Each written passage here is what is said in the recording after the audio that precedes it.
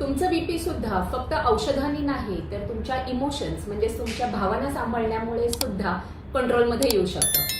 आपल्या just for हार्टच्या remote monitoring प्रोग्राममध्ये एक पेशंट आहेत ज्यांना बीपीची औषधं चालू होती, त्यांचं डाएटही व्यवस्थित चालू होतं, पण तरी सुद्धा कुठे ना कुठेतरी इमोशनल डिस्टर्बन्स असल्यामुळे रात्रीची झोप डिस्टर्ब होणं, लवकर झोप न लागणं आणि ह्या सगळ्या कारणांमुळे बीपी सतत जास्त राहणं म्हणजे हायपरटेन्शनचा त्रास होणं हा त्यांचा प्रॉब्लेम होता. काही इमोशनल इंटेलिजन्सच्या स्टेप्स आपण इम्प्लिमेंट केल्या. 3 ते 4 महिने त्यांनी रेग्युलरली कन्सल्टेशन घेतलं, कोचिंग घेतलं, आपल्या विचार करण्याच्या सवयींमध्ये त्यांनी बदल केले आणि त्यांचा बीपी जे आहे ते ऑटोमॅटिकली कंट्रोलमध्ये आलं.